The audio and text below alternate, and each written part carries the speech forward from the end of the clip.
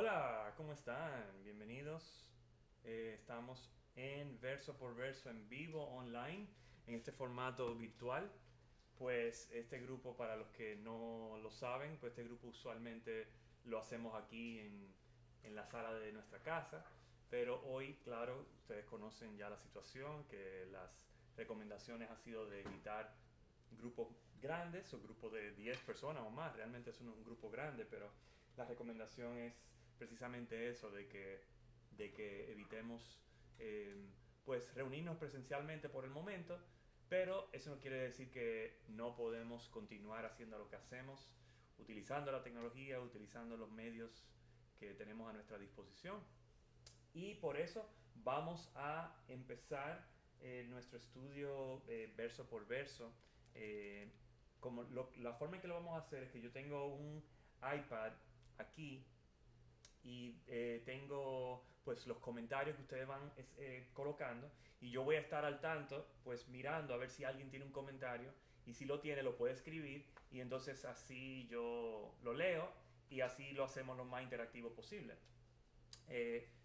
Para las personas que quizás están viendo este formato por primera vez, lo que estamos haciendo un estudio de Hechos de los Apóstoles, y estamos hoy en el capítulo 4. Ya hemos hecho todos los capítulos anteriormente, que por cierto, si alguien está entrando aquí por primera vez y desea los audios de las otras entregas, me deja saber que tenemos esos audios disponibles eh, y se lo puedo mandar con mucho gusto. Simplemente mándeme un mensaje privado y nosotros se lo enviaremos, ¿ok?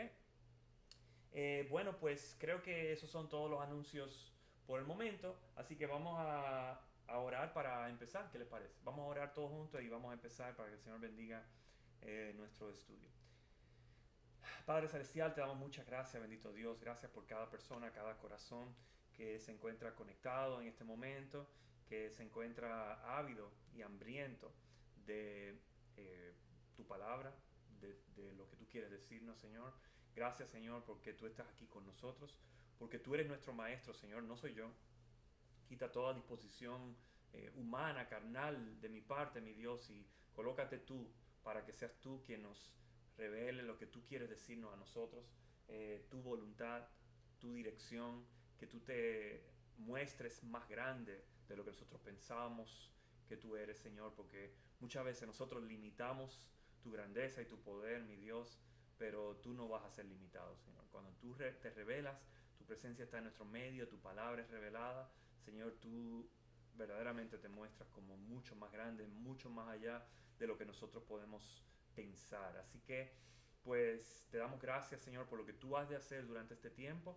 Te pido, Señor, que tu Espíritu esté con cada uno de nosotros mientras en nuestros hogares o en nuestros lugares donde estemos, examinamos tu palabra, leemos juntos y nos aprovechamos, Señor, de lo que tú tienes para decirnos acerca de ti, Señor. Gracias, Padre. Revélate tú en medio de nuestro estudio. Gracias, Señor, en el nombre de nuestro precioso Señor Jesucristo. Por tu honor. Amén. Bueno, pues como le decía, vamos a... Oh, dice que el volumen está muy bajo, me dice alguien. Así que déjame ver si puedo acercar el micrófono. Gracias por dejarme saber. ¿Qué tal está el volumen ahí? Vamos a poner el micrófono un poco más cerca aquí. ¿Qué tal está el volumen ahí? Me dicen. ¿Qué tal? Yo lo estoy leyendo un poco, los estoy viendo los mensajes un poco dilatados, así que si me dejan saber antes de continuar, porque sí quiero que se oiga correctamente. Que está muy bajo, dice Armando. Vamos a ver. ¿Qué tal ahí? Probando. Vamos a ver si logramos arreglar esto. Estoy usando un micrófono diferente que el que usé la otra durante la... Ok, dice Kirsi que está mejor. Durante el servicio virtual del otro día. No quiero hacer una locura. Ahí. Bueno, ¿qué tal ahí? Me dicen qué tal ahí y entonces comenzamos. Esta es la ventaja. Ahí dice que está mejor, dice Mitchell. Ok. Esta es la ventaja de hacer las cosas en vivo y la desventaja. La desventaja es que aparecen errores como este y la ventaja es que podemos arreglarlo en vivo también. Así que, bueno, vamos a empezar entonces de una vez con Hechos capítulo 4. Y como siempre les recuerdo, yo estoy leyendo de la nueva versión internacional y usted puede leerlo de cualquier versión que les acomode. ¿Okay? Hechos capítulo 4. Bueno, creo que antes de hacerlo, como siempre hago, vamos a hacer un resumen de Hechos capítulo 3. ¿Qué le parece? Vamos a hacer un resumen de qué vimos durante la última sesión, que fue Hechos capítulo 3. Y en Hechos 3 vimos que Pedro y Juan subieron al templo y lo que vieron fue a una persona que estaba lisiado de nacimiento y estaba pidiendo limosna en la puerta del templo, una puerta que tenía un nombre, se llamaba la Hermosa. Y en ese momento, pues le estaba pidiendo limosna y Pedro le dijo, mírame, y le dijo, no tengo plata ni oro, pero de lo que tengo te doy. Y entonces le declaró sano, le dijo, levántate y anda en el nombre de Jesucristo de Nazaret. Y ahí mismo la persona lisiada pues se puso de pie y empezó a caminar. Entonces los espectadores estaban asombrados en ese momento y Pedro se dirige la palabra hacia ellos y le dice Pedro, pueblo de Israel, ¿por qué les sorprende lo que ha pasado? Y comienza una charla extensa que no voy a leer completamente para entrar al capítulo 4, que es lo que vamos a hacer ahora. Pero en eso que Pedro le dice, Pedro los llama al arrepentimiento. Pedro les dice que ellos fueron los que mataron al autor de la vida, pero Dios lo levantó de los muertos. ¿Okay? Entonces le está hablando acerca de la resurrección de Cristo, que de nuevo es una piedra angular de nuestra fe, es una doctrina básica, fundamental de nuestra fe, y ustedes van a ver que de eso se habla en el capítulo 4. Entonces, dice que Pedro continúa hablándole, le habla acerca de que Moisés profetizó acerca de la venida de Cristo. Y dice que a partir de Samuel todos los profetas han anunciado estos días, ustedes son herederos de los profetas y al final le dice, cuando Dios resucitó a su siervo, lo envió primero a ustedes para darle la bendición de que cada uno se convierta de sus maldades. ¿Okay? Hablando a los judíos. ¿Okay? Y les habló de esa manera, que Dios se lo envió primero a ustedes. ¿Okay? Entonces, vamos a ver a partir del capítulo 4 cómo la historia continúa consistentemente desde lo que vimos hacia lo que vamos a ver hoy día. ¿Okay? Ahora entremos a Hechos capítulo 4. Versículo 1.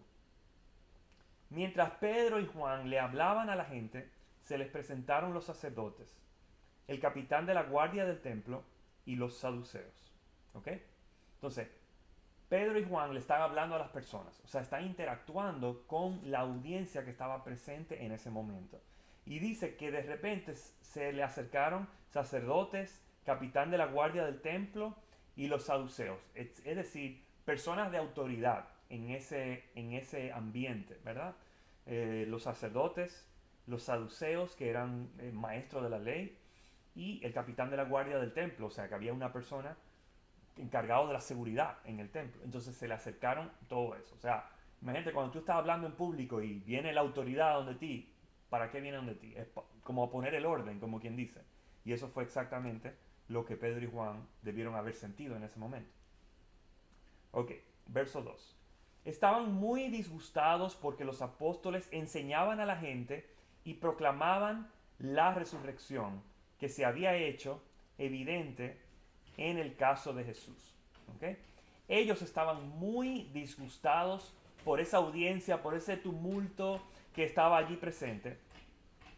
Y dice, ¿por qué estaban disgustados? Porque los apóstoles estaban enseñando y proclamando la resurrección. Y la resurrección que era evidente en Jesús. O sea, proclamando la resurrección de Cristo. Ellos no querían que se hablara de la resurrección de Cristo. Les disgustaba eso. O sea, no les disgustaba tanto de que había gente, de que lo estaban escuchando, de que ni siquiera de que hubo una sanidad. ellos estaban disgustados de que ellos incluyeron la resurrección de Jesús dentro de su proclamación en ese momento. ¿Okay? Voy a ver si hay algún comentario. No hay ningún comentario. Seguimos adelante. Entonces, verso 3. Prendieron a Pedro y a Juan, y como ya anochecía, los metieron en la cárcel hasta el día siguiente. Es decir, cayeron presos. La autoridad que tenía, o sea, no solamente eran autoridad de título, sino que tenían autoridad para prender a cualquiera, de la calle o dentro del templo, lo que sea, particularmente en el templo, porque había un guardia que estaba asignado para la seguridad del templo. Entonces los metieron presos. Era ya de tarde. Recuerden que Pedro y Juan en el capítulo anterior fueron a las 3 de la tarde, más o menos a esa hora, a las 3 de la tarde al templo. O sea que pasaron muchas horas y aquí dice que ya anochecía. O sea, seguramente pasaron 3 o 4 horas en lo que hablaban con las personas, en lo que todo esto pasaba. Y ya se estaba haciendo oscuro. Entonces ellos lo metieron, se quedaron en el hotel de la cárcel, ¿verdad? A dormir al día siguiente. Métanse en este hotel ahí que se llama Los Barrotes, ¿ok? Hasta el día siguiente. Verso 4. Pero muchos de los que oyeron el mensaje creyeron. Y el número de estos, contando solo a hombres, llegaba a unos 5,000. O sea, fíjense que la última vez que hicimos un censo, un conteo, habían 3,000 personas. Pero aquí dice que solamente contando los hombres, las personas que empezaban a creer eran como 5,000. O sea que toda el autoritarismo de estos sacerdotes y saduceos y los guardias no surtió el efecto que ellos querían, porque el evangelio lo que estaba haciendo era propagarse más y más y más. La palabra que Pedro estaba hablando era muy efectiva, era la palabra del Señor, inspirada por el Espíritu Santo, muy efectiva, y los milagros y señales que el Señor estaba produciendo a través de ellos también fue utilizado como ocasión para que Dios se manifestara y que más y más personas creyeran. ¿Okay? Entonces era evidente el crecimiento de la congregación de creyentes. Okay. Verso 5. Al día siguiente se reunieron en Jerusalén los gobernantes, los ancianos y los maestros de la ley. ¿Okay? Ya esto pasó la noche, salió el sol de nuevo y se reunieron, hicieron una reunión, los jefes, a reunirse en Jerusalén, gobernantes, ancianos, maestros de la ley. ¿Okay? Verso 6. Allí estaban el sumo sacerdote Anás, Caifás, Juan, Alejandro y los otros miembros de la familia del sumo sacerdote. Ahí estaban todos los jefes alrededor, la familia de los jefes. O sea, era una cosa de mucho peso. Llamaron a los grandes, ¿verdad? A todos los grandes de ese orden. ¿Ok? Verso 7. Hicieron que Pedro y Juan comparecieran ante ellos y comenzaron a interrogarlos. ¿Con qué poder o en nombre de quién hicieron ustedes esto? ¿Okay? Ellos lo llamaron como el que lo llama a la corte para cuestionarlos, ¿verdad? Eso fue lo que hicieron.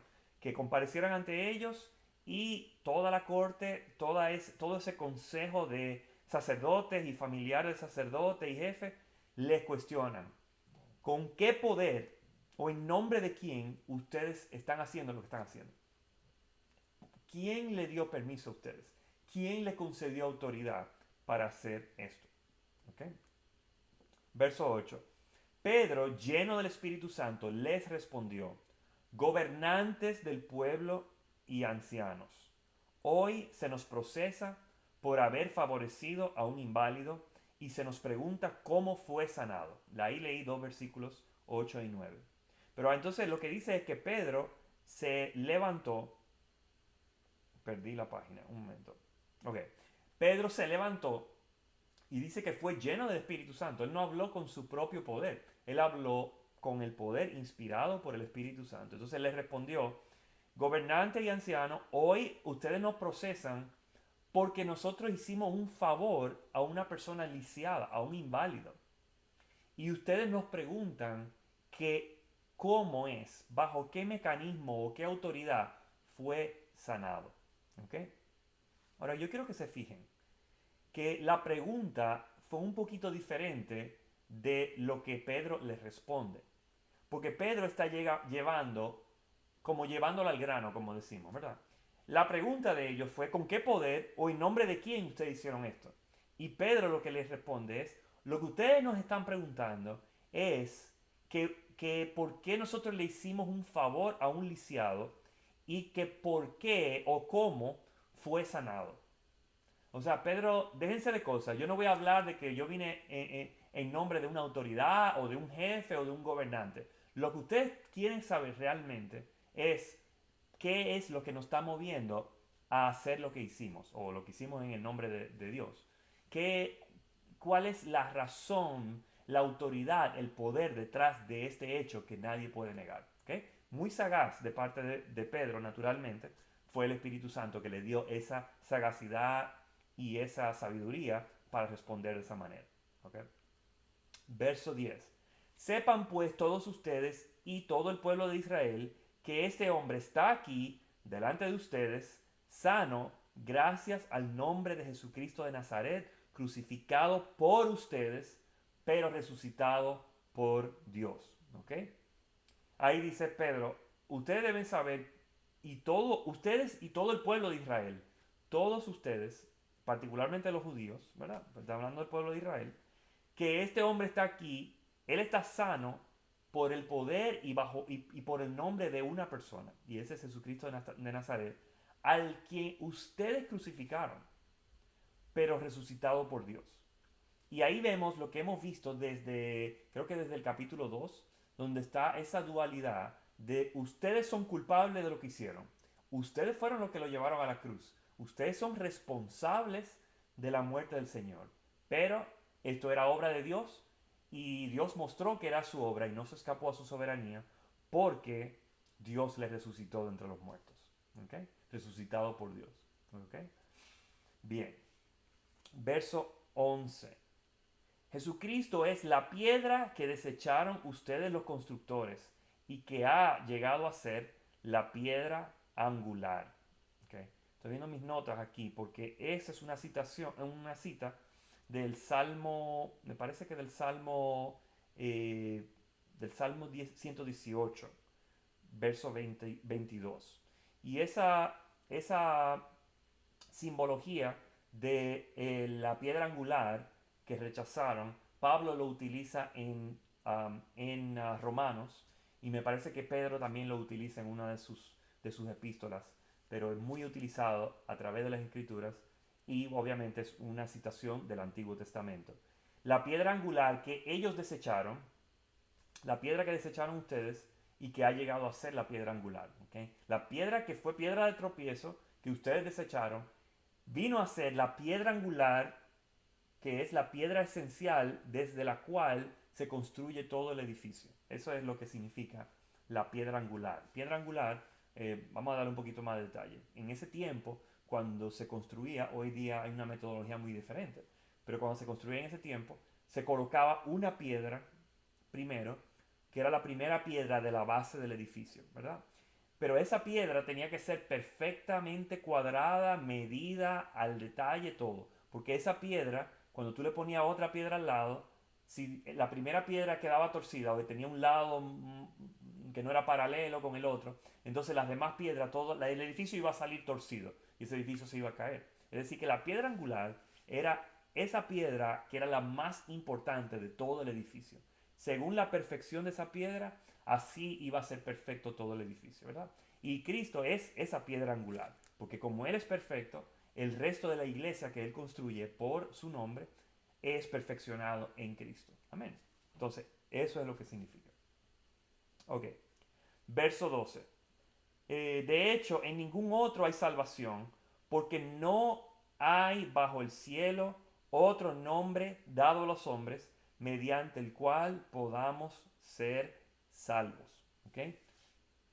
Él no es solamente la piedra angular, sino es el único que nos puede salvar, el único que nos trae salvación. No hay bajo el cielo otro nombre dado a los hombres mediante el cual podamos ser salvos. ¿Ok? Bien. Eso es una proclamación fundamental de nuestra fe, de que Cristo es el único Salvador, de que no hay otro nombre por el cual podamos ser salvos, no hay otro mediador entre Dios y los hombres, no hay otro que nos pueda dar salvación, no podemos tener fe en otra cosa ni en otra persona que no sea en Cristo para obtener nuestra salvación. ¿Ok? Ok, entonces, verso 13. Los gobernantes, al ver la osadía con que hablaban Pedro y Juan y al darse cuenta de que eran gente sin estudios ni preparación, quedaron asombrados y reconocieron que habían estado con Jesús. Fíjense las ideas que están ahí en ese verso. Los gobernantes vieron que en Pedro y Juan había una osadía, una certeza en sus palabras. En inglés usaríamos la palabra boldness. Eran bold, eran firmes, eran fuertes en su certeza, su certidumbre a la hora de hablar de que no había otro en el cual podíamos alcanzar la salvación, que no fuera en Cristo Jesús. ¿Ok? Entonces ellos se dieron cuenta de esa osadía y al darse cuenta también de que eran personas sin estudio, sin preparación, personas que no eran como los maestros de la ley, las personas que estaban en el templo, los sacerdotes, que eran personas muy letradas. Pedro y Juan eran personas simples, eran personas que quizá como su formación como judíos, pues tenían conocimiento de la palabra, pero no se veía que usaban palabras toscas, o sea, eran personas sencillas, no tenían una educación refinada. Y sin embargo, estaban ciertos y hablaban con una certidumbre y una proclamación, porque obviamente esto fue dado por el Espíritu de Dios. ¿Ok? Y quedaron asombrados y reconocieron que ellos verdaderamente habían estado con Jesús. O sea, ellos reconocieron de que estos eran testigos oculares de Cristo, de el ministerio terrenal de Cristo, y eran testigos oculares también de la resurrección. Aunque ellos no creyeron en la resurrección, pero veían que ellos hablaban con una certidumbre, decían, bueno, o sea, esto obviamente vieron algo que nosotros no estamos viendo, ¿verdad? Reconocieron que habían estado con Jesús. Okay. Déjame ver si hay algún comentario. Dice, hola Sandra, ¿estás presente? Hola Javier. Hola familia. Ok. Bueno, hay varias personas presentes, pero no veo ningún comentario. Sigo adelante entonces. Verso 14. Además, como vieron que los acompañaba el hombre que había sido sanado, no tenían nada que alegar. O sea, ellos veían que Pedro y Juan estaban ahí con la evidencia que ellos estaban proclamando. La evidencia que ellos mismos dijeron, ustedes nos están cuestionando porque nosotros le hemos dado favor, a través del poder de Cristo, le hemos dado favor a una persona lisiada. Ahora, recuerden en dónde estamos cronológicamente. Esto sucedió al día siguiente. Es decir, que este hombre lisiado podía haberse ido a su casa y no volver más. Pero este hombre lisiado volvió al día siguiente, durante el juicio de Pedro y Juan. Es decir, que una persona que ya estaba ávido, y creo que esto lo comentamos en el último grupo, que era una persona que estaba mostrando señales de fe, estaba regocijándose, alabando al Señor. O sea, era una cosa muy real. Y esta es otra evidencia de manifestación de su fe, que él se presentó de nuevo al templo al día siguiente. ¿Okay? Verso 15. Así que les mandaron que se retiraran del consejo y se pusieran a deliberar entre sí. Es decir, Pedro y Juan salgan de la habitación y nosotros vamos a discutir un momento. Los jefes vamos a discutir qué es lo que vamos a hacer con este problema que se nos ha venido encima. Ok. Verso 16. ¿Qué vamos a hacer con estos sujetos? Es un hecho que por medio de ellos ha ocurrido un milagro evidente. Todos los que viven en Jerusalén lo saben y no podemos negarlo. O sea, su cuestionamiento es, ¿qué vamos a hacer con esta gente? ¿Qué vamos a hacer? Porque obviamente algo pasó. Es algo que no podemos negar. Hubo un milagro aquí. Y todos los que viven en Jerusalén, o sea, todo el mundo, el pueblo entero vio esta manifestación, este testimonio de que hubo un milagro. Todos lo saben, nosotros no podemos negarlo. Lo que están diciendo en otras palabras, voy a alcanzar mi botella de agua, mi vaso de agua aquí. Lo que están diciendo es, nosotros no podemos ser tan ridículos de pararnos y decir, ahí no pasó nada, señores, váyanse para su casa. Porque todo el mundo lo está viendo. Todo el mundo, número uno, conocía a ese hombre lisiado.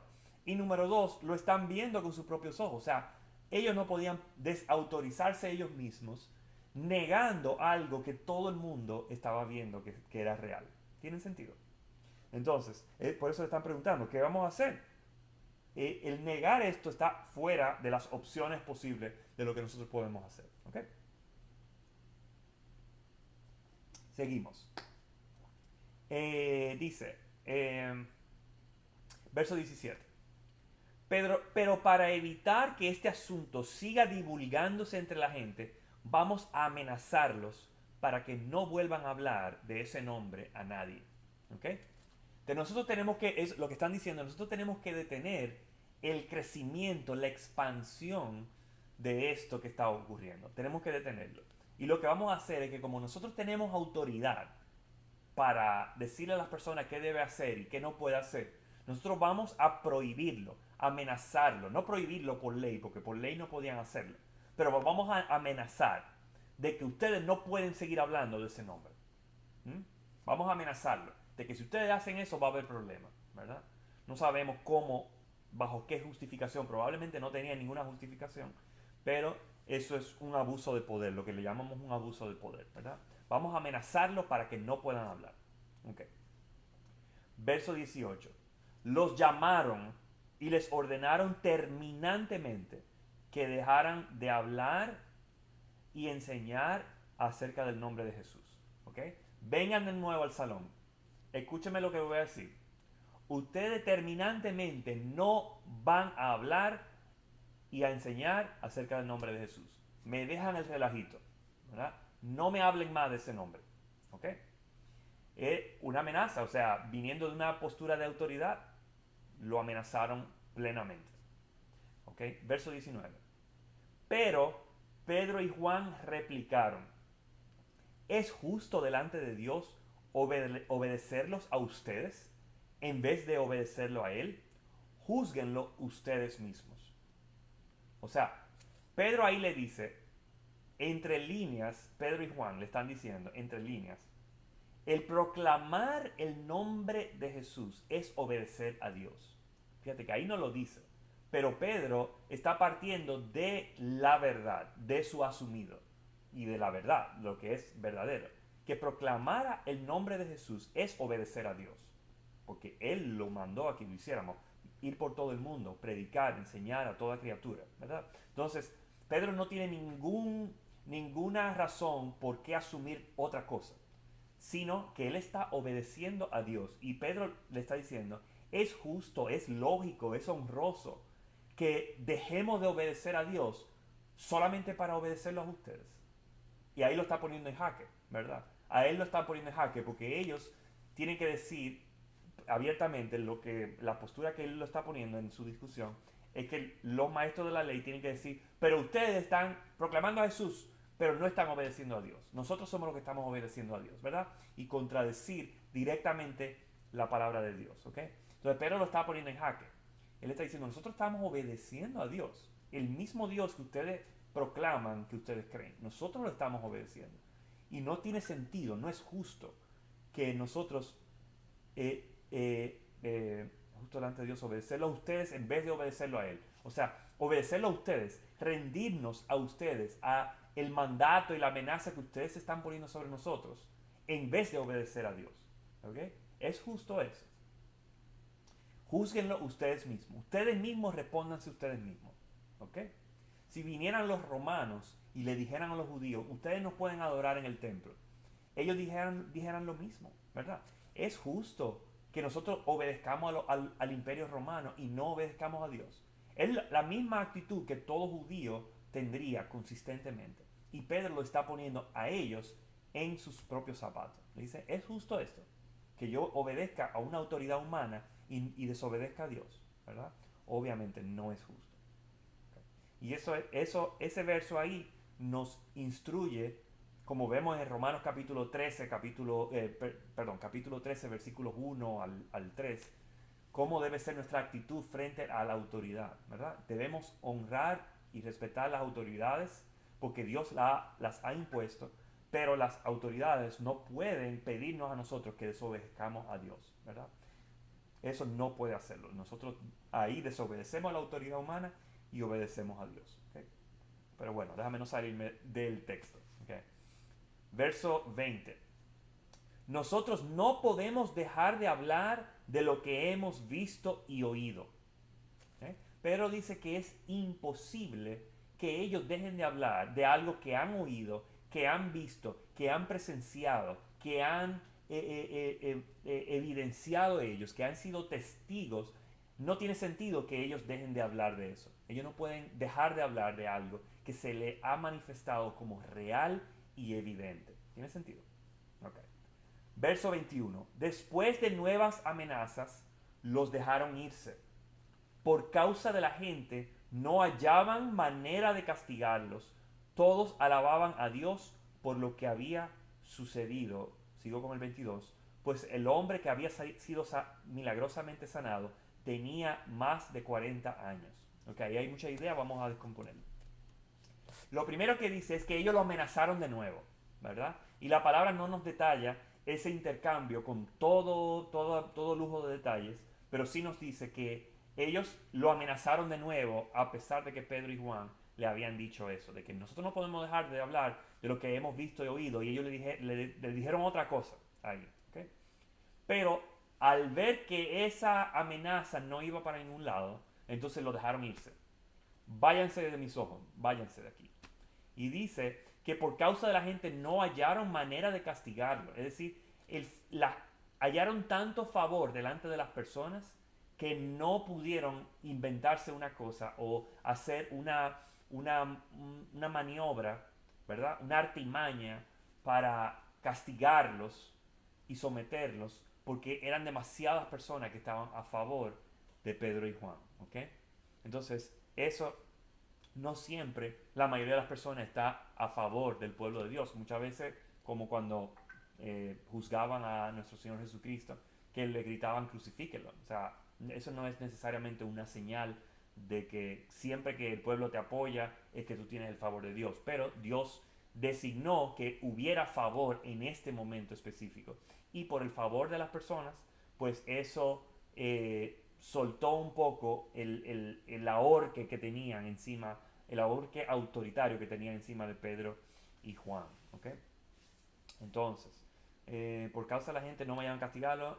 Todos alababan a Dios por lo que había sucedido. Es decir, era una ocasión de alabanza, de gozo, de regocijo.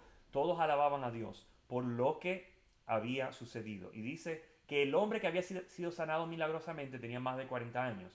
Es un poco extraño que coloquen eso en el texto, pero la razón, por lo que entiendo, es que recuerda que en el capítulo anterior, el capítulo 3, decía que el hombre lisiado que estaba en el templo estaba lisiado de nacimiento. Es decir, él nunca había caminado en su vida.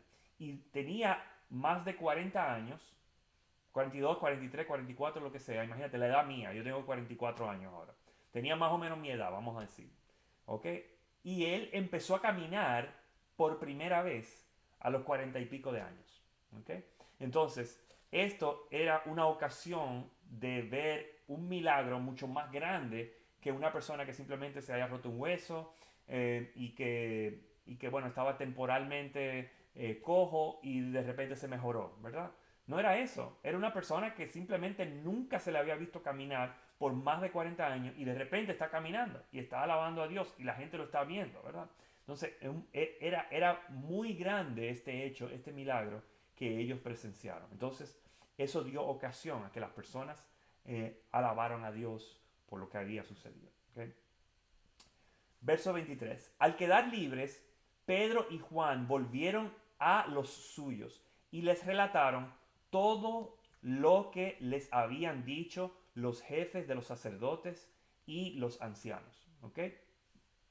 Pedro y Juan quedan libres, los soltaron de ahí y ellos volvieron a la base, volvieron al centro de la iglesia, ¿verdad? Y le estaban hablando de todo lo que le acababa de pasar delante de los jefes, de lo que lo cuestionaron, de las amenazas y todo lo demás. Y le está hablando bueno, particularmente le está diciendo que esto todo fue hecho por personas de autoridad, que probablemente muchos de ellos también conocían, porque eran personas que estaban muy visibles en el templo. Dice, ustedes no pueden creer, me agarró fulano, y, nos amenazaron. Le está contando todo lo que pasó. ¿Okay?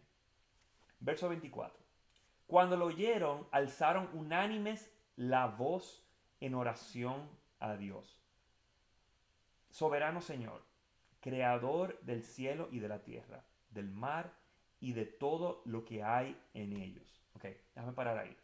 Cuando esa iglesia, ¿verdad?, los escuchó, eso le dio ocasión de alabar a Dios, ¿verdad? Vieron la grandeza de Dios, no solamente por el milagro, sino también por la persecución que ya estaban sintiendo. Todo eso fue ocasión de ellos alabar a Dios. Y ellos alababan a Dios de esta forma. Oraron a Dios diciendo, soberano Señor, creador del cielo y la tierra, del mar y de todo lo que hay en ellos, primero elevando el nombre de nuestro soberano Señor sobre todas las cosas, el Dios soberano, el Dios creador, creador del cielo y la tierra, de todo lo que hay. Ellos están señalando a quién le están orando, ¿verdad? Cuando Jesús nos enseñó a orar, Él dijo, cuando oren de esta manera, cuando oren de esta manera, Padre nuestro que estás en los cielos, es una forma siempre de colocar al Dios al quien hablamos primero. Esta oración, pues es también, o sea, muestra a Dios primero como soberano Señor, como Dios creador. ¿Okay? Verso 25. Tú, por medio del Espíritu Santo, dijiste en labios de nuestro Padre David, tu siervo, ¿por qué se sublevan las naciones y en vano conspiran los pueblos? Los reyes de la tierra se rebelan y los gobernantes confabulan contra el Señor y contra su ungido. Y eso es del Salmo, creo que es del Salmo 2, versos 1 al 2. ¿Ok? Me fui de lo que estábamos leyendo. Espérate, que este dispositivo a veces me confunde un poco. Ok, entonces el pueblo está citando de nuevo pasajes del Antiguo Testamento que vimos que esto era más una costumbre desde el principio de Hechos, donde cada vez que Pedro predica, cada vez que oran, están relatándose, remontándose a lo que había sido dicho por los profetas, por los patriarcas de la fe. Y esto es lo que dice, ¿por qué se sublevan las naciones? En vano conspiran los pueblos, los reyes de la tierra se rebelan, los gobernantes se confabulan contra el Señor y contra su ungido. Esas eran palabras de David en los Salmos, pero está proclamando algo que ya están viendo ahora, ¿verdad? Que es la persecución no solo de Cristo, sino la persecución de el pueblo de Dios, ¿verdad? Se confabulan contra el Señor y contra su ungido. ¿Okay? Déjame parar aquí antes del verso 27 y ver si hay algún comentario. Dice, ok, aquí hay buenos comentarios. Perro que ladra no muerde, dice Chava. La amenaza no llegó al lugar. Miren dónde estábamos, aleluya, exactamente. O sea, si esa amenaza hubiera sido exitosa, a lo mejor apagaban el crecimiento de la iglesia, pero no fue así. Chava dice que los tenía en jaque y con esa Pedro le dio jaque mate. Exacto. Allí vemos un Pedro diferente que al Pedro que negó a Jesús. Muy buen punto, Mitchell. Sí, estaba lleno de Espíritu Santo, ya estaba convencido, hablaba con un convencimiento y por eso no tuvieron miedo. Así es. Era un adulto que le faltaba mucho por vivir, dice Chava. O sea, más tiempo para ese testimonio y eso. Ok. Vamos a seguir. Entonces, verso 27. En efecto, en esta ciudad se reunieron Herodes y Poncio Pilato con los gentiles y con el pueblo de Israel contra tu santo siervo Jesús, a quien ungiste. Okay, ellos le están hablando a Dios el Padre. Y ellos están, vamos a decir, colocándose en el presente, en lo que está ocurriendo en ese momento. En esta ciudad se reunieron Herodes, Poncio Pilato, los gentiles, el pueblo de Israel contra tu santo siervo Jesús, a quien tú ungiste. ¿Okay? Esto es historia reciente para Pedro. ¿Okay? Y para los discípulos. Y todos están proclamando esa verdad. Okay. Verso 28, presten atención. Verso 28. Para hacer lo que de antemano tu poder y tu voluntad habían determinado que sucediera. O sea, ellos, Poncio Pilato, Herodes, los gentiles, conspiraron contra Cristo, contra el santo siervo de Dios, a quien Dios ungió. Pero ellos conspiraron para cumplir lo que era voluntad soberana de Dios. Aquí lo dice. Para lo que de antemano tu poder y tu voluntad habían determinado que sucediera. Es decir, como hemos visto consistentemente, era el plan de Dios. Ellos son responsables, pero el plan de Dios desde el principio era este. Esto es algo que es difícil de entender para el hombre carnal, pero para los hijos de Dios es muy fácil de entender. Que Dios puede utilizar vasos de honra como vasos de deshonra y todo para su santa voluntad, ¿verdad? Entonces, ellos conspiraron, pero para hacer lo que era la voluntad de Dios. En pocas palabras, nadie se escapa de la voluntad de Dios. Nadie se escapa de la voluntad de Dios. Tú puedes conspirar, tú puedes crucificar al Señor, tú puedes perseguir a la iglesia, pero la voluntad de Dios siempre será hecha. ¿Ok? Ok. Verso 29. Ahora, Señor, toma en cuenta sus amenazas y concede a tus siervos el proclamar tu palabra sin temor alguno. ¿Okay? Ahora, Señor, esta es la petición, la parte de la petición de la oración. Toma en cuenta las amenazas y concédenos a nosotros el poder proclamar tu palabra sin temor. Qué grandioso esa petición. ¿Okay?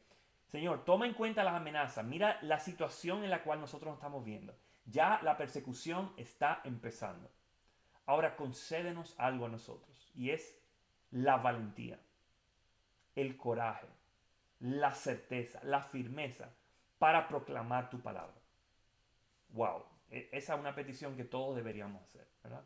Concédenos a nosotros la certeza para nosotros proclamar tu palabra sin temor. Porque la condición natural, carnal de nosotros los hombres es de tener temor, de temer a lo que nos digan o que nos persigan. Y nosotros tenemos que pedirle eso mismo, que nos conceda el poder proclamar la palabra de Dios sin temor, ¿verdad? Que nos dé esa valentía. Bien, verso 30. Por eso extiende tu mano para sanar y hacer señales y prodigios mediante el nombre de tu santo siervo Jesús. De nuevo, atribuyéndole ese poder totalmente a Dios. Extiende tu mano para sanar y hacer señales y prodigios mediante el nombre de tu santo siervo Jesús. Nunca atribuyéndose ellos mismos que ellos son poderosos, que ellos son el superhéroe ni nada de esos. No, Señor, tú extiende la mano. Tú extiende tu mano, porque si hay una sanación es porque tú has decidido extender tu mano, ¿verdad? Y todo lo estás haciendo al nombre, por el nombre de tu siervo Jesús. ¿Okay? Así que siempre la gloria a quien merece la gloria. ¿Okay? Verso 31. Después de haber orado, tembló el lugar en que estaban reunidos. Todos fueron llenos del Espíritu Santo y proclamaban la palabra de Dios sin temor alguno. Se produjo un temblor. O sea, en ese momento tembló ese lugar, como pasó al principio de Hechos, donde tembló el lugar y cayó el Espíritu Santo. Vemos la misma señal. Tembló, fueron llenos del Espíritu Santo y el Espíritu Santo produjo un fruto. ¿Cuál fue ese fruto? Les respondió a su petición de oración. La petición de oración de ellos era que ellos pudieran proclamar sin temor. Y aquí dice que ellos proclamaban la palabra sin temor. Es decir, que esa oración fue contestada, esa oración estaba en línea con la voluntad de Dios y fue manifestada la respuesta de inmediato. Imagínate, Dios no siempre contesta la oración de inmediato, pero en esta ocasión lo hizo de inmediato. Fue el placer de Dios el decir, ustedes están pidiendo que les remueva el temor para proclamar mi palabra, yo también quiero eso. Yo les voy a quitar el temor, voy a venir por mi Espíritu Santo sobre ustedes y se les va a quitar todo temor. Amén. Ok. Verso 32. Bueno, antes de leer 32, déjame ver si hay un comentario. Yajaira llegó, Cristian llegó, Alejandro llegó. Chava dice que los discípulos estaban decididos a hacer lo que se le había llamado, un gran ejemplo. Eh, bueno, esos son todos los comentarios. Vamos a seguir. Ok, verso 32. Todos los creyentes eran de un solo sentir y pensar. Nadie consideraba suya ninguna de sus posesiones, sino que las compartían. De nuevo, ahí vemos algo que ya se nos había dicho anteriormente en uno de los capítulos anteriores. Me parece que era el 2, si mal no recuerdo, donde se decía que estaban unánimes, que estaban juntos, que compartían los bienes unos con otros, ¿verdad? Y dice que nadie consideraba suya ninguna de sus posesiones. O sea, esto no es mío, sino esto es nuestro, ¿verdad? Eso es, en otras palabras, lo que quiere decir esto. Okay. Muchas personas, dicho sea de paso, dicen que esto es comunismo, que la Iglesia de Cristo era comunista.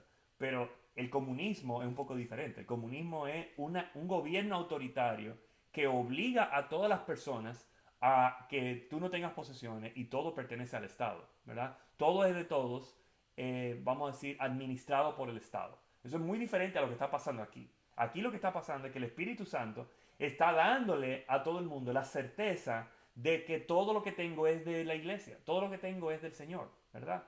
Entonces, eso es muy diferente a que sea impuesto por una autoridad gubernamental, muy diferente, porque es, vamos a decir, impuesto por una autoridad, pero es la autoridad de Dios que alinea nuestros corazones con su voluntad, para que para nosotros no sea un peso el compartir lo que tenemos con otros, no es un peso para nosotros, no lo hacemos por temor a ser multado o a que nos metan presos. No, lo hacemos con gozo y con alegría porque reconocemos que nuestra vida incluso es posesión del Señor. ¿Okay? Me fui en una tangente ahí, pero quiero aclararlo porque particularmente en Latinoamérica se tiende a malinterpretar esto por las historias de países comunistas y todo lo demás. Esto no tiene nada que ver con eso.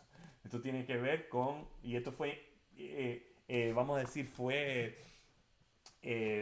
producto mucho antes que Marx y que todas esas personas del comunismo. O sea, esto el reino de Dios opera de esta manera, ¿ok? Y es muy diferente. Okay. Verso 33. Los apóstoles a su vez, con gran poder, seguían dando testimonio de la resurrección del Señor Jesús. La gracia de Dios se derramaba abundantemente sobre todos ellos. ¿Ok? Entonces, ahí habla de la acción continua de los apóstoles. Dice que tenían gran poder y ellos seguían dando testimonio de la resurrección del Señor Jesús. Eran todos los apóstoles, recuerden, eran testigos oculares de la resurrección de Cristo, ¿verdad? Entonces ellos seguían dando ese testimonio. Señores, Jesús lo mataron, murió, pero resucitó. O sea, ellos estaban hablando con el poder del Espíritu Santo como testigos oculares. Okay. Y dice que la gracia de Dios se derramaba abundantemente sobre todos ellos. Okay.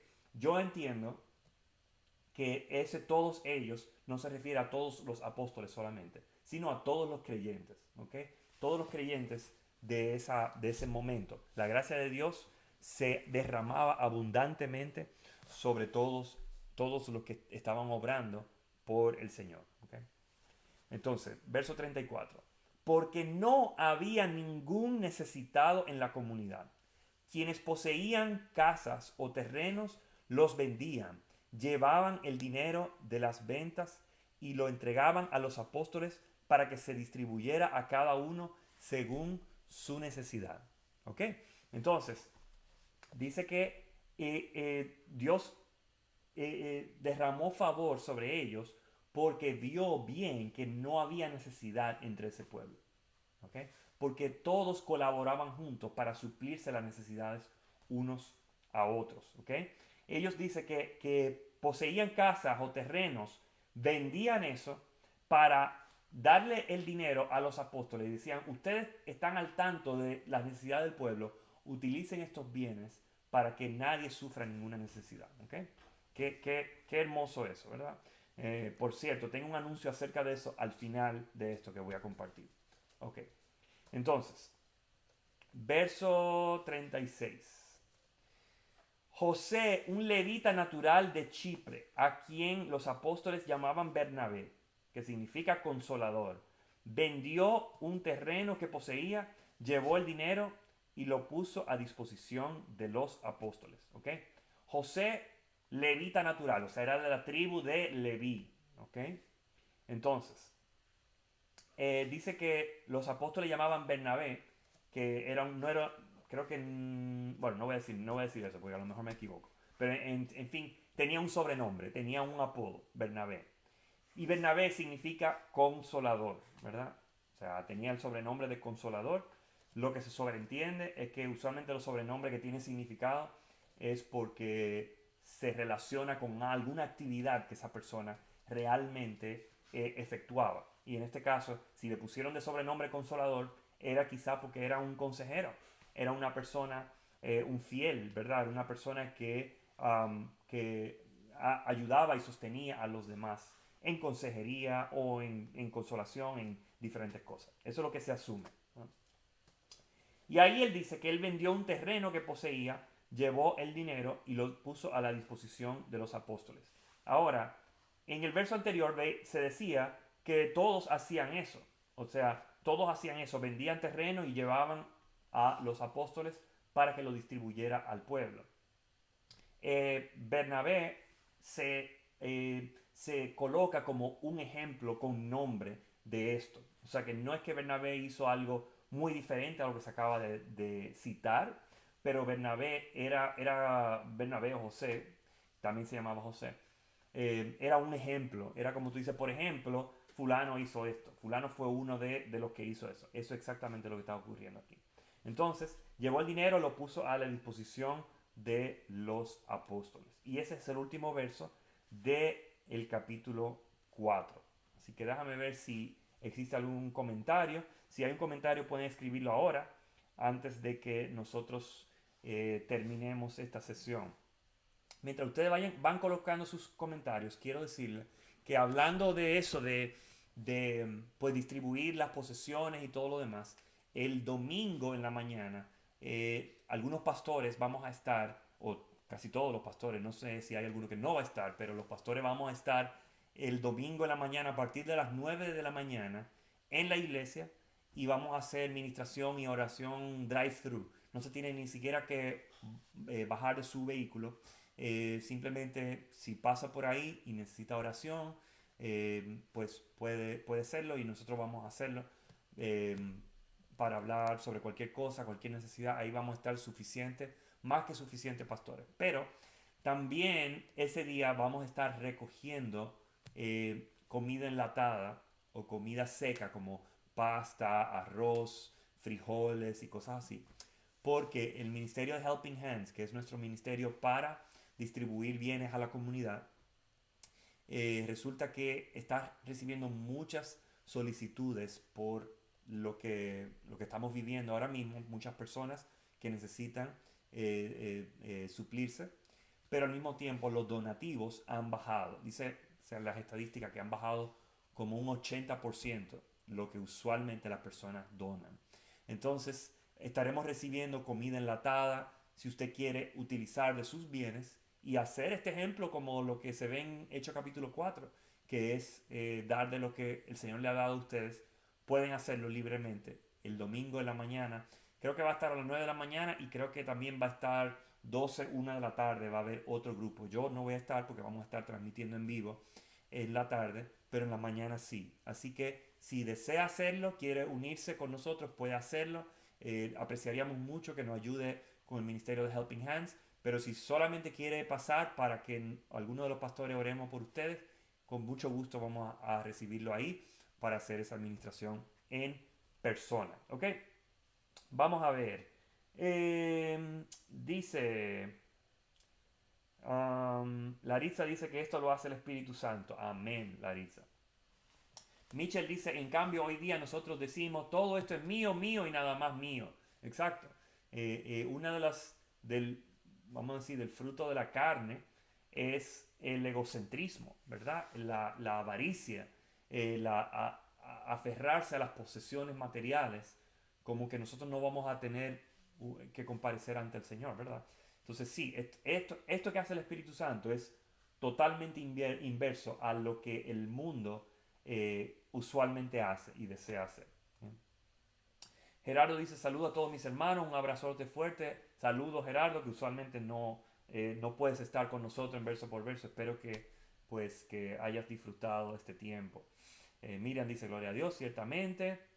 Jonathan dice, la importancia de reconocer que somos mayordomos de las cosas que Dios nos da. No tenemos nada, todo es suyo y en ello se glorifica el Padre. Así mismo es. Somos mayordomos, somos simplemente administradores de lo que Dios ha querido en su gracia, en su voluntad, que nosotros administremos, que nosotros manejemos con la actitud que el Espíritu nos da. Así que, bien. Mitchell dice, mientras esto de que los hermanos daban su pertenencia en este tiempo, hoy en día los falsos pastores solo lo utilizan para manipular a la gente. Exacto, para manipular a las personas, para decir, eh, digamos que para sus propias delicias y sus propios lujos. Muchas veces se ve eso, lamentablemente, y nosotros pues sacamos eso a la luz porque no nos identificamos con esas tendencias para nada. Creemos que por la ley de Dios eso está completamente mal. O sea, no debemos ni celebrar ni tapar el sol con un dedo. Eso está mal, no debería hacerse. Pero sí ser fieles administradores, mayordomos de lo que Dios nos ha concedido a que nosotros manejemos. Chava dice una verdad muy triste, ciertamente. Pero no vamos a terminar con una nota triste. Vamos a decir qué más ustedes opinan de este pasaje. Vimos la persecución en este pasaje, vimos la persecución contra la iglesia, vimos a un Pedro y a un Juan levantándose en firmeza, en certeza, proclamando a Dios. ¿Qué más podemos decir sobre eso? La oración de que proclamemos a Dios sin temor. O sea, vimos muchas cosas que nos dan mucho aliento en tiempos como estos, en que pues puede ser que nos persigan o se burlen de nosotros por una razón u otra, pero la verdad es que el Señor nos empodera, nos quita la tristeza, nos da su Espíritu Santo para que nosotros sigamos adelante. Y qué ocasión tan bendecida el poder compartir con ustedes allí donde están, que nada ni nadie nos ha detenido en este estudio, la ocasión que podemos compartir junto de la palabra de Dios. Aquí veo un comentario de Javier que dice que cuando tenemos ese pensar de que todo es mío, puede ser un indicador de que estamos más en la carne que el espíritu. 100% Javier, exactamente. O sea, estamos dando fruto de la carne. O sea, porque hay mucho fruto de la carne y hay un solo fruto del espíritu, ¿verdad? Y el fruto del espíritu, paz, gozo, templanza, mansedumbre, control de sí mismo, todas esas cosas que son producto de que el espíritu more en nosotros.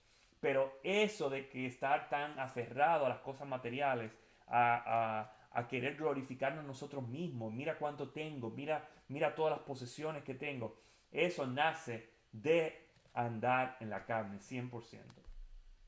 Bien, pues no sé si alguien está escribiendo sus comentarios, no veo nada más, lamentablemente esta plataforma no me permite ver si alguien está escribiendo en este momento. ¿Por qué no me ponen un like ahí? Ya para saber que quedaron bendecidos, que quedaron conforme con la enseñanza y con todo, para yo saber que no estoy dejando a nadie atrás en sus comentarios. Pongan un like o un corazón o algo así.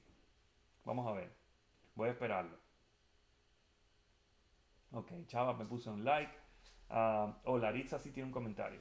Observo cómo el Espíritu Santo transforma el hombre para Dios con espíritu de autoridad, de amor, de dominio propio y cómo se desarrollan los frutos del Espíritu Santo. Está brutal, me encanta esa frase. Y ciertamente, como dice Laritza, el Espíritu Santo transforma el hombre. Lo que era Pedro antes, vemos un Pedro completamente diferente y vemos una, una motivación real, o sea, de lo que Dios puede hacer en cada uno de nosotros, de convertirnos en personas que proclamemos con certeza la verdad de Dios. Miriam dice, debemos de buscar más de Dios y no de las cosas del mundo, exactamente, buscarle a Él. Y esto es una ocasión en que podemos dedicarle tiempo a buscarle a Él. Mitchell dice, lo que nos deja esta enseñanza es que debemos llenarnos en cada momento del Espíritu Santo, exactamente. Es solamente por el Espíritu Santo que podemos hacer lo que Dios nos manda hacer, porque por nuestras fuerzas no pudiéramos hacerlo. Sandra dice, buenísima palabra de Dios en estos tiempos difíciles, amén. Y eso que dice Sandra es una realidad. Estos son tiempos difíciles y puede ser que se vuelvan más difíciles, hermanos y hermanas, para ser honestos. Pero nosotros nos enfocamos, como dice la misma palabra, con los ojos en las cosas de arriba. Porque las cosas de aquí, de la tierra, son temporales, más las cosas de arriba son eternas. Y nosotros nos enfocamos en lo que es el gozo del Señor. O sea, lo que es lo que nos da fuerza, lo que nos fortalece, que es la palabra del Señor y todas sus verdades. Amén. Así que, bueno, vi muchos likes y muchos comentarios. Creo que ya quedo satisfecho de que nadie se está quedando fuera. Gracias, hermanos, por participar, por hacer de esto un viernes como siempre hacemos el viernes verso por verso. Seguimos avanzando. Yo creo que nada ni nadie nos va a detener a lo que nosotros estamos haciendo, nuestros propósitos y que son los propósitos de Dios y exhortándonos unos a otros. Quiero recordarles rápidamente que el domingo a la 1:30 vamos a tener la transmisión de nuestro servicio. Vamos a tener un sermón, vamos a tener el mensaje, vamos a tener anuncios como hacemos todos los domingos. No se lo pierda, manténgase en línea. Yo quisiera que lo veamos todos en vivo para que yo pueda participar de sus comentarios cuando lo coloque y que todos estemos juntos, orando unos por otros, que lo hagamos en vivo, allí desde sus hogares, que nos gocemos y nos apoyemos unos a otros. Yo quisiera invitarlos a que así sea. Así que nos vemos el domingo, si no antes. Por favor, esté pendiente de que nosotros estamos aquí, la iglesia está activa. Déjenos saber si hay un motivo de oración o cualquier cosa que ustedes desean. Verso por verso en 2 semanas, me recuerda mi bella esposa, que en 2 semanas sería el primer viernes de abril, ¿verdad? Vamos a tener verso por verso, ya sea presencial o de esta manera. Por lo que ven las noticias, probablemente va a ser de esta manera, pero ya saben que estamos aquí conectados, no nos vamos a detener, vamos a seguir teniendo oportunidades como esta. Así que abrazos a todos, dice Kirsis, desde aquí los amo y los extraño. Bendiciones a todos. Gracias por seguir compartiendo la palabra de Dios, dice Xuani, bendiciones. Bueno, gracias a ustedes, de verdad, los amo, los quiero mucho y seguimos adelante en la gracia y la paz del Señor. Que la paz del Señor sea con todos ustedes. Un abrazo grande y nos hablamos pronto.